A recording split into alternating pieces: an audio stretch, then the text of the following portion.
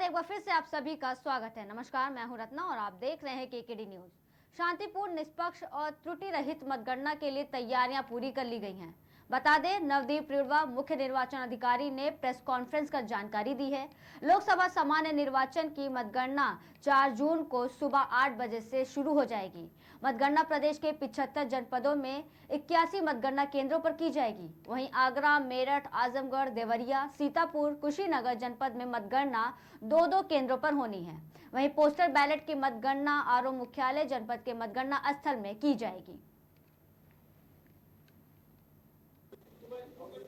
नमस्कार। 4 जून को लोकसभा सामान्य निर्वाचन 2024 की मतगणना होगी और प्रातः 8 बजे से मतगणना प्रारंभ हो जाएगी। उत्तर प्रदेश में 75 जनपदों में कुल 81 मतगणना केंद्र हैं जहां ये मतगणना संपन्न होगी। 6 जनपद ऐसे हैं जहां 2-2 मतगणना केंद्र हैं, बाकी सब में 1-1 मतगणना केंद्र हैं। आगरा, मेरठ, आजमगढ़, देवरिया, सीतापुर, कुशीनगर, इन 6 जनपदों में 2-2 जगह मतगणना होगी। 80 लोकसभा क्षेत्रों में 35 लोकसभा क्षेत्रों की मतगणना तो एक मतगणना केंद्र पे ही हो जाएगी।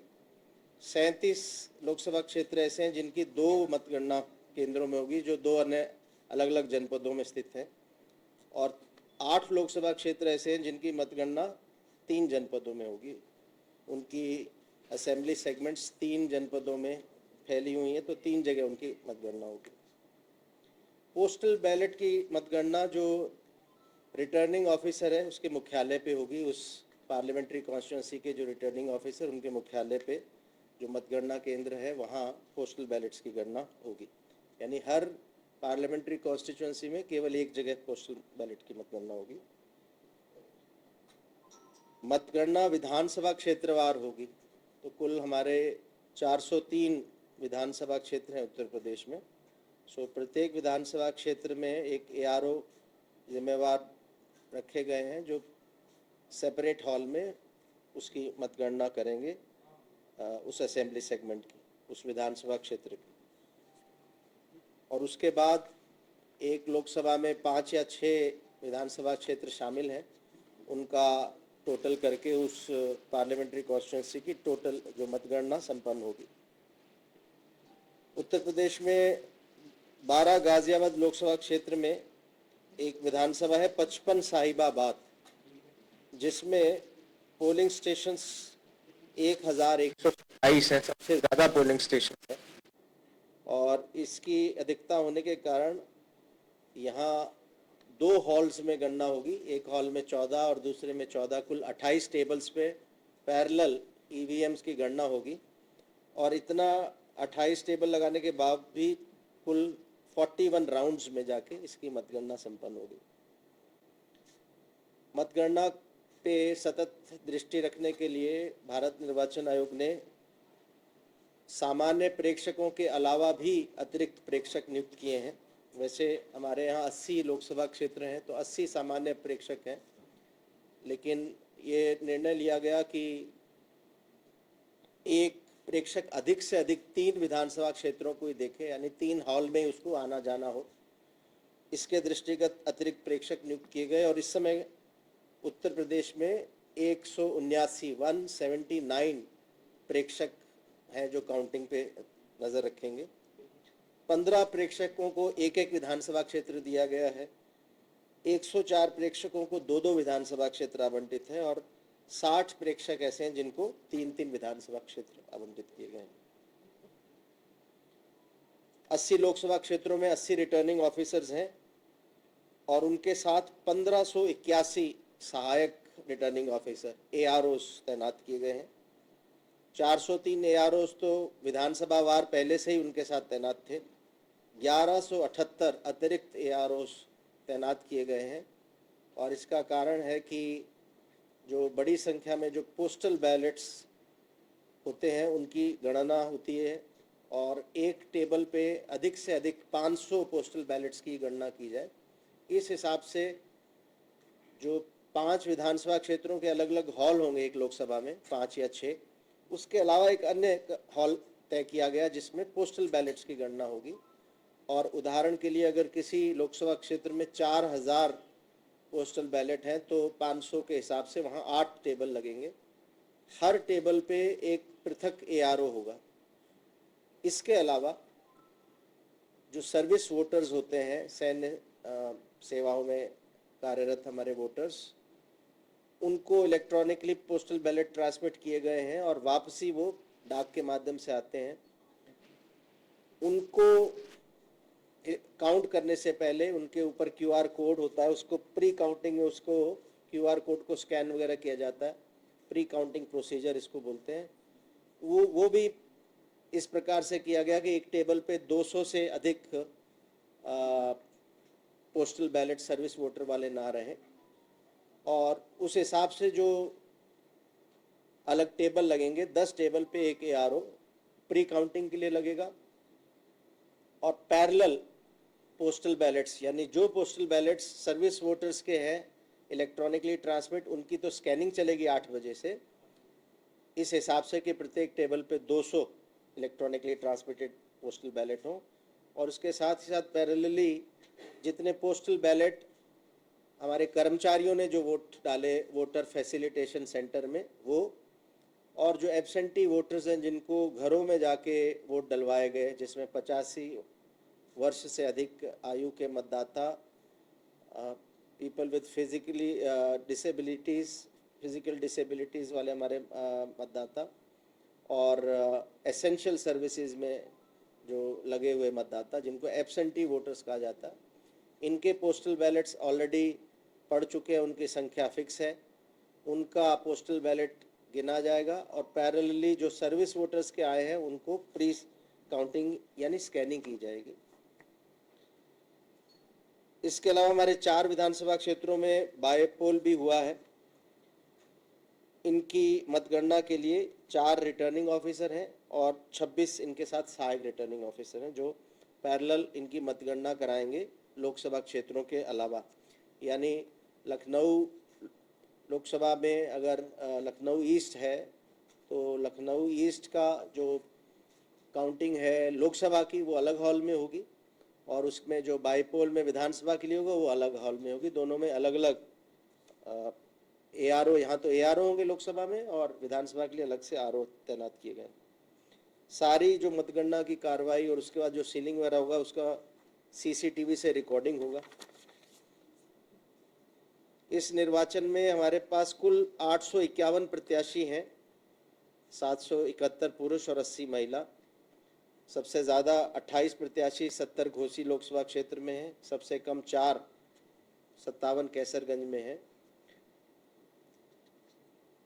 अभ्यर्थी या उनके निर्वाचन अभिकर्ता, उनके इलेक्शन एजेंट्स मतगणना प्रारंभ होने के दिनांक से 3 पूर्व सायं 5 बजे तक काउंटिंग एजेंट बनाने हेतु प्रारूप 18 पर रिटर्निंग ऑफिसर के समक्ष आवेदन कर सकते हैं। यानी 4 तारीख को हमारी काउंटिंग है तो कल सायं थी, 1 की सायं 5 बजे तक लोगों ने अपने एप्लीकेशन दे दिए।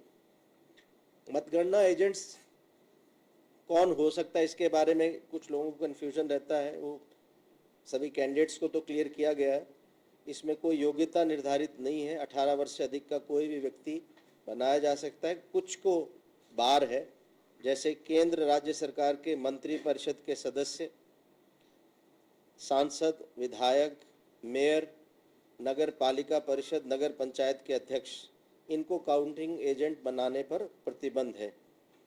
केंद्र अथवा राज्य सरकार से सुरक्षा प्राप्त व्यक्तियों को भी काउंटिंग एजेंट बनाए जाने पर प्रतिबंध है।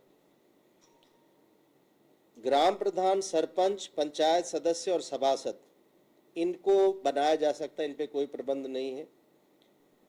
यहाँ तक कि अप्रवासी भारतीय को भी, नॉन रेजिडेंट इंडियन को भी काउंटिंग एजेंट बनाया जा सकता है।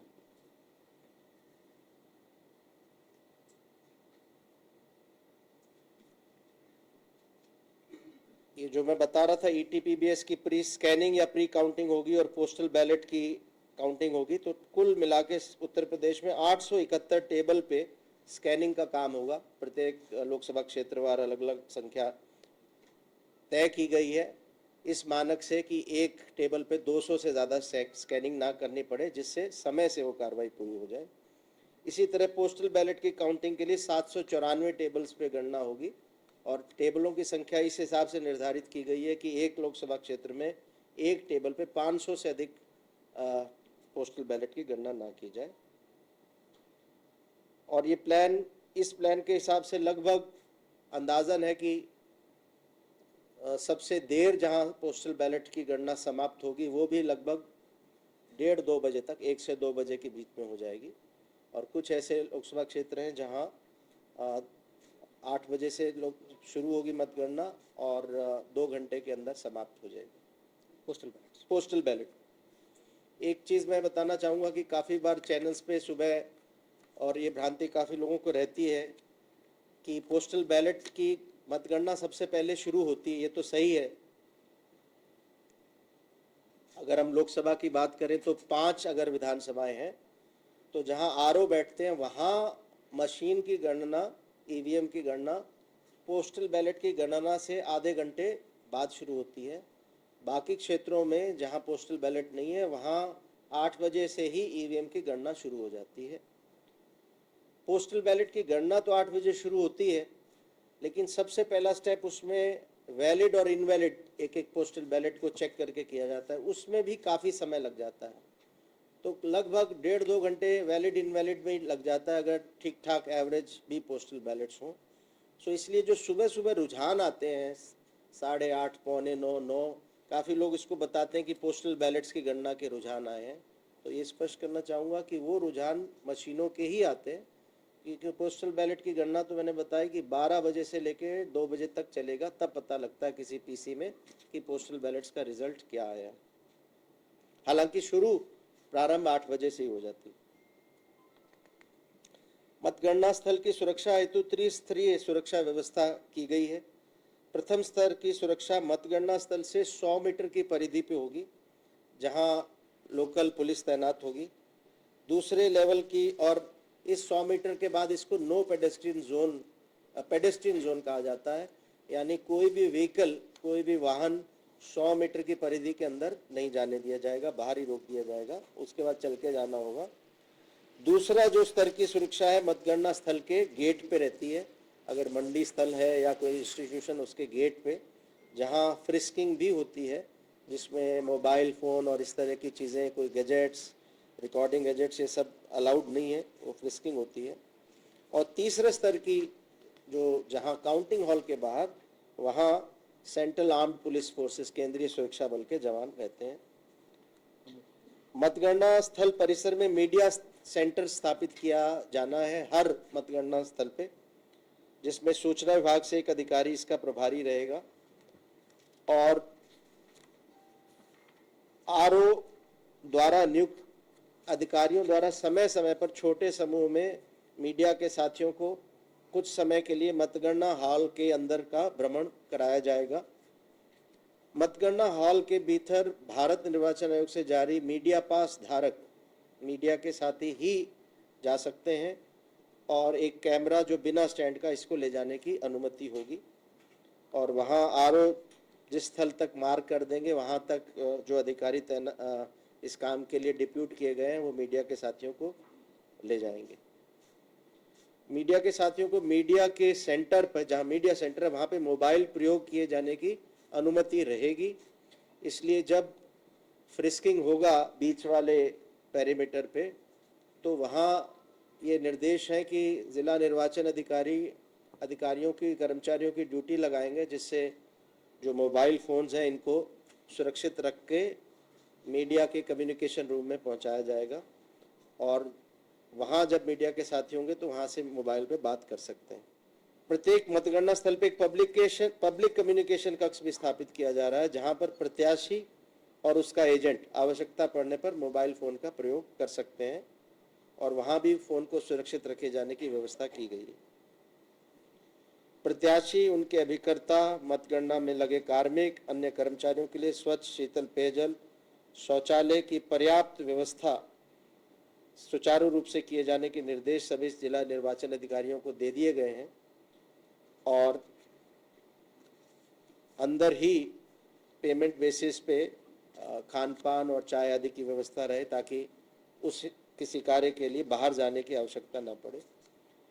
जो हीट वेव चल रही है प्रदेश में, उसको देखते हुए बचाव के लिए पर्याप्त ORS, medical kit, medical team की मतगणना स्थल पर उपलब्धता रहेगी। इसके अलावा ये निर्देश दिए गए हैं कि पर्याप्त संख्या में पंखे, कूलर, मिस्ट फैन और स्टैंडिंग AC आदि की व्यवस्था इस प्रकार से जिला निर्वाचन अधिकारी करेंगे, वहाँ की भौगोलिक परिस्थिति और उस दिन की मौसम की स्थिति के अनुसार, जिससे लू से और गर्मी से सभी एजेंट्स और कर्मचारियों को बचाया जा सके। अब मैं थोड़ा सा जो प्रोसीजर है उसके बारे में बताता हूँ कि प्रत्येक मतगणना हॉल में, यानी एक विधानसभा के लिए नॉर्मली हमने एक हॉल रखा है। कहीं कहीं जहाँ बहुत ज़्यादा राउंड्स हो रहे हैं वहाँ 2 हॉल की व्यवस्था की गई है। जैसे मैंने बताया साहिबाबाद विधानसभा, जिसमें बहुत अधिक पोलिंग स्टेशन है, इसी प्रकार हमारे कुछ ऐसे असेंबली कॉन्स्टिट्यूंसीज रहेंगी जिसमें एक से अधिक हॉल होंगे, ज़्यादातर एक हॉल रहेगा। सो हर हॉल में एक ब्लैक बोर्ड या वाइट बोर्ड की व्यवस्था की जाएगी, जिसमें प्रत्याशी के नाम व राउंडवार परिणाम लिखा जाएगा हर राउंड के बाद, ताकि सभी मतगणना एजेंट उसे देख सकें। प्रत्येक विधानसभा क्षेत्र, लोकसभा क्षेत्र में जहां काउंटिंग हो रही है, सार्वजनिक पब्लिक एड्रेस सिस्टम, सार्वजनिक उद्बोधन प्रणाली की भी व्यवस्था की जा रही है, जिससे जो मीडिया का कम्युनिकेशन रूम और बाकी जगह बैठे हुए वहाँ बैठे रहे कि जो प्रत्येक राउंड की रिज़ल्ट क्या है, ऑथेंटिक रिज़ल्ट, उसकी जानकारी मिल जाए। इसके अलावा मीडिया कर्मी और आमजन ऑथेंटिक काउंटिंग ट्रेंड्स और रिजल्ट्स के लिए results.eci.gov.in इस पे जाके किसी भी पूरे देश के किसी भी प्रदेश के किसी भी लोकसभा का रिजल्ट जाके और उसका ट्रेंड जाके कौन सा राउंड में कौन आगे पीछे है वो देख सकते हैं। अंदर जहां मतगणना हॉल होगा, प्रत्येक टेबल पे एक जैसे ज़्यादातर 14 टेबल लगे हुए हैं एक हाल में, तो प्रत्येक टेबल पे काउंटिंग एजेंट्स के बैठने की व्यवस्था होगी। सबसे आगे मान्यता प्राप्त राष्ट्रीय दल, उसके बाद मान्यता प्राप्त राज्य दल, उसके बाद रजिस्ट्रीकृत अमान्यता प्राप्त दल और उसके बाद निर्दलीय प्रत्याशी। ये इस ऑर्डर में उनको बैठने की व्यवस्था की जाएगी। टेबल पे जब कंट्रोल यूनिट आएगा, सबसे पहले जो सुपरवाइज़र है, काउंटिंग सुपरवाइज़र, मतगणना पर्यवेक्षक, वो उस कंट्रोल यूनिट का नंबर दिखाएगा एजेंट्स को, जिससे वो उनके पास जो 17C अवेलेबल है, जो काउंटिंग के दिन पे आखिर में दिया जाता है काउंटिंग पोलिंग एजेंट्स को, उससे वो मिलान करेंगे कि जिस बूथ में उन्होंने जो कंट्रोल यूनिट का नंबर नोट किया हुआ है वही कंट्रोल यूनिट टेबल पे आया है। उसके बाद CU के साथ जो 17C भाग 1 आता है काउंटिंग में, उसमें उल्लिखित मतों को एजेंट को बताया जाता है कि इतने इसमें वोट लिखे गए हैं प्रिजाइडिंग ऑफिसर के द्वारा। CU को ऑन कर प्रत्याशीवार मतगणना परिणाम 17C भाग पर अंकित किया जाएगा। उससे पहले टोटल बटन दबा के देखा जाता है कि टोटल वोट्स जो मशीन में है और जो 17C में लिखा है वो समान है या नहीं। जब समान आता है उसके बाद काउंटिंग, उसको रिजल्ट का बटन दबाया जाता है। कैंडिडेट वाइज वोट आते हैं, उनको 17C भाग 2 में लिखा जाता है। उस पर मतगणना सुपरवाइज़र, काउंटिंग एजेंट सब हस्ताक्षर करते हैं। वो कार्बन कॉपी लगा के 2 कॉपीज़ में बनाया जाता है। एक कॉपी ARO टेबल पे टोटलिंग के लिए जाती है और दूसरी कॉपी की फोटोस्टेट कराकर सभी काउंटिंग एजेंट्स को उस राउंड का, उस मशीन का, उस टेबल पे जो रिज़ल्ट आया वो दे दिया जाता है। इसके बाद जो ARO टेबल पे जब काउंट 14 टेबल का सम करके उस राउंड का जो निकाला जाता है रिज़ल्ट, उसकी कॉपी भी ARO टेबल पे भी एक एजेंट्स रहने की व्यवस्था है, उन एजेंट्स को दिया जाता है, जिससे न केवल हर टेबल पे जो एजेंट बैठा है उसको पता रहे उसके टेबल पे जो मशीनें आई उनमें रिजल्ट क्या रहा, बल्कि ARO टेबल पे राउंड वाइज रिजल्ट क्या रहा, उसकी भी जानकारी सभी कैंडिडेट्स के एजेंट्स को हो जाए। यदि किसी बूथ से संबंधित कंट्रोल यूनिट का डिस्प्ले नहीं दिखता और उससे परिणाम नहीं निकलता तो उसको समस्त EVM की मतगणना के उपरांत बाद में उसके वीवीपैट स्लिप से उसकी गणना की जाती है।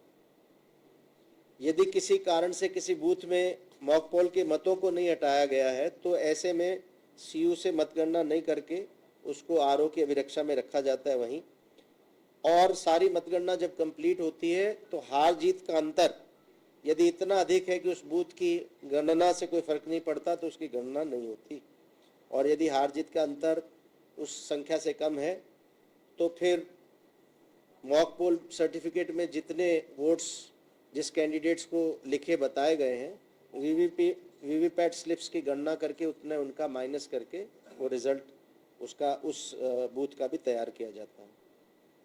जब मतगणना समाप्त हो जाती है उसके बाद प्रत्येक विधानसभा क्षेत्र में 5 मतदेय स्थल रैंडमली सिलेक्ट किए जाते हैं ड्रॉ निकाल के, और उन 5 मतदेय स्थलों के वीवीपैट स्लिप की गणना भी की जाती है। इसके अलावा एक रूल 56D में कोई भी एजेंट कोई भी कैंडिडेट अगर किसी पर्टिकुलर पोलिंग स्टेशन या सारे पोलिंग स्टेशन की वीवीपैट की गणना की मांग करता है तो रिटर्निंग ऑफिसर उस एप्लीकेशन पे अपना एक निर्णय देता है डिपेंडिंग अपॉन उस बूथ के में क्या किसी प्रकार की अनियमितता या कोई इस तरह की बात तो नहीं हुई, रिजल्ट का अंतर कितना है, ये सारी चीज़ों को ध्यान में देखते हुए रिटर्निंग ऑफिसर एक रीजनेबल ऑर्डर पास करता है उस एप्लीकेशन पे। हीट वेव को ध्यान में रखते हुए डूज एंड डोंट्स सभी जिला निर्वाचन अधिकारियों को क्या करें क्या ना करें के रूप में बताया गया है कि जितने हमारे मतगणना कार्मिक और एजेंट्स उनको समय रहते बता दिया जाए। खासकर हल्के सूती वस्त्रों का प्रयोग, तेज धूप से बचाव हेतु टोपी, छाता, सर को ढकने के लिए सफ़ेद सूती गमछा, अन्य कपड़ा, पानी की व्यवस्था, और समय समय पर वहाँ ORS, नींबू पानी, गुड़ आदि की व्यवस्था की जाने के निर्देश हैं, जिससे किसी की तरह की कोई दिक्कत वहाँ तैनात एजेंट्स या कर्मचारियों को ना हो। इसके अलावा ये जो इस बार का जो टोटल हमारा वोटर टर्नआउट है और 2019 यानी पिछले लोकसभा का जो वोटर टर्नआउट है, पिछली बार 59.11% था, इस बार सातों चरणों का मिला के 56.92 यानी 2.19% कम हुआ है। अगर मेल वोटिंग परसेंटेज की बात की जाए तो पिछली बार 2019 में 58.73 था, 2024 में 56.65 है। इस प्रकार 2.08 की कमी मेल वोटिंग परसेंटेज में है। फीमेल वोटिंग परसेंटेज की बात करें 2019 में 59.97 था, 2024 में 57.24 है। इस प्रकार 2.73% की कमी आई है। और थर्ड जेंडर की बात करें तो 2019 में 4.46%, 2024 में 12.22%। इस प्रकार से 7.76% अधिक मतदान थर्ड जेंडर वोटर्स ने किया इस बार। कुल अगर हम इलेक्टर्स की बात करें, वोटर लिस्ट में कितने नाम थे, तो मेल इलेक्टर्स की बात करें तो इस बार 2019 के मुकाबले 2024 में 32,53,523 अधिक पुरुष मतदाता वोटर लिस्ट में हैं। महिला मतदाताओं की बात करें तो 2019 के मुकाबले 49,92,737 यानी लगभग 50 लाख के आसपास महिला मतदाता अधिक वोटर लिस्ट में हैं। और तीसरे जेंडर की बात करें तो 1,147 कम है पिछली बार के मुकाबले। जिन लोगों ने वोट डाला, वोटर्स, अगर हम मेल वोटर्स की बात करें तो 2019 के मुकाबले 2024 में 2,04,224 अधिक मेल वोटर्स ने वोट डाला। महिला वोटर्स की बात करें तो इस बार 2019 के मुकाबले 12,97,638 अधिक महिला वोटर्स ने वोट डाला, और थर्ड जेंडर में बात करें तो 463 अधिक वोटर्स ने वोट डाला। इस प्रकार कुल मिला के जो वोटर्स हैं वो एब्सोल्यूट नंबर में अगर हम कंपेयर करें 2019 और 2024 को, तो इस बार 15,02,385 अधिक मतदाताओं ने अपने मताधिकार का प्रयोग किया है। इसके अलावा एक संख्या आपको बताना चाहूँगा कि प्रदेश में कुल कितने पोस्टल बैलेट्स पड़े जिसकी गणना होगी, तो उसको बताने से पहले मैं थोड़ा स्पष्ट करना चाहता हूँ। एक अलग अलग कैटेगरी, एक है एब्सेंटी वोटर्स, जिसमें 85 वर्ष से अधिक के voters, person with disabilities, PWD voters, essential service में लिप्त वोटर्स, इन तीनों को मिला के हम एब्सेंटी वोटर्स कहें तो ऐसे 30,647 लोगों ने पोस्टल बैलेट से वोट डाले। इसके अलावा जो कर्मचारी, पुलिस के कर्मचारी जिन्होंने वोटर फैसिलिटेशन सेंटर में वोट डाला वो 1,28,993 है, और इन दोनों को मिलाने तो कुल पोस्टल बैलेट्स 1,59,640, यानी लगभग 1,60,000 से थोड़ा कम। इनके अलावा जो सर्विस वोटर्स हैं वो प्रदेश में 2,99,471, लगभग 3 लाख के आसपास सर्विस वोटर हैं जिनको हमने इलेक्ट्रॉनिकली ट्रांसमिट किया उनका पोस्टल बैलेट जहां उनकी पोस्टिंग्स हैं। उसमें से 1 जून तक, कल तक 1,14,549 और पोस्टल बैलेट वापस आ गए हैं रिटर्निंग ऑफिसर्स को, और इसमें आज यानी 2 जून की संख्या और ऐड होगी, 3 जून की संख्या और ऐड होगी, और फिर 4 जून को 8 बजे तक जो पोस्टल बैलेट आ जाएंगे वो भी ऐड होगा। सो अभी तक अगर देखें तो 38% हमारे पास जो हमने ट्रांसमिट किए थे 38% वापस आ गए हमारे पास पोस्टल बैलेट्स। और ऑन एन एवरेज अगर हम प्रदेश की बात करें तो 131 पोस्टल बैलेट्स होंगे पर टेबल पे।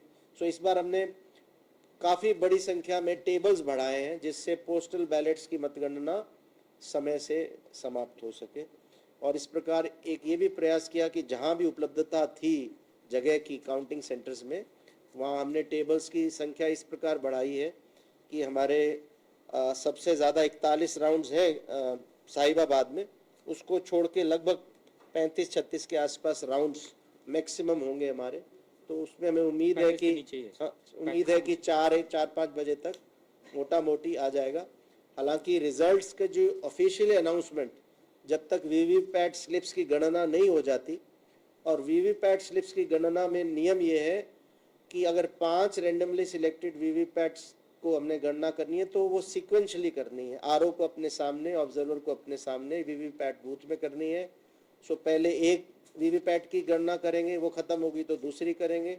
सो इसमें 2-1 घंटे से ज़्यादा का समय लग जाता है। इस वजह से ऑफिशियल अनाउंसमेंट थोड़ा देर से होती है, लेकिन जो पोस्टल बैलेट्स की गणना लगभग 2 के आसपास और मशीनों से गणना लगभग 3-4 बजे के आसपास हो जाएगी। तो मोटा मोटी 4 बजे के आसपास एक अनऑफिशियली अनाउंस तो सारी प्रोसेसेस के बाद होगा, तो रिजल्ट्स हमारे सामने आ जाएंगे। सर्विस वोटर्स में ये जो आर्म्ड फोर्सेस में लोग तैनात हैं या ऐसी सेवा में जिसमें आर्मी एक्ट लगता है, तो ज़्यादातर आर्मी के लोग, डिफेंस के लोग वो लोग रहते हैं। तो लगभग प्रदेश में 3 लाख के आसपास हैं। पश्चिम में जहाँ चुनाव काफ़ी पहले हो गया था वहाँ ऑन एन एवरेज 65% वापस आ जाते हैं, और जो 7वें चरण का जहाँ अभी हुआ है, चूँकि चुनाव हुआ है 1 को और फिर 4 को काउंटिंग है, तो वो जो वापसी का समय यहाँ कम रहता है, तो यहाँ लगभग 30%, 40%, 50% तक वापस आता है। देखिए, शुरू में मैंने कहा कि जहाँ आरओ है वहाँ 8 बजे पोस्टल बैलेट शुरू होगी और आधे घंटे बाद मशीनें शुरू होती हैं, ये नियम है एक। दूसरा है कि पोस्टल बैलेट पैरेलल काउंटिंग होती रहेगी, ईवीएम पैरेलल चलती रहेगी। पूर्व में कभी नियम होता था कि ईवीएम का लास्ट राउंड तब नहीं होगा जब तक पोस्टल बैलेट खत्म नहीं हो जाते, अब वो नियम नहीं है। सो ईवीएम अपने स्पीड से चलती रहेंगी, जब खत्म होंगी उनकी काउंटिंग हो जाएगी, पोस्टल बैलेट अपनी स्पीड से चलता रहेगा। प्रयास हमने ये किया है पोस्टल बैलेट्स की संख्या को देखते हुए हर लोकसभा क्षेत्र में कहीं कम और कहीं ज़्यादा टेबल हैं, जिससे कि ज़्यादा समय ना लगे। तो इसीलिए मैंने आपको जैसे बताया कि अगर जिस हिसाब से हमने अंदाज़ा किया है 1:30-2 बजे तक पोस्टल बैलेट्स की हो जाएगी ख़त्म।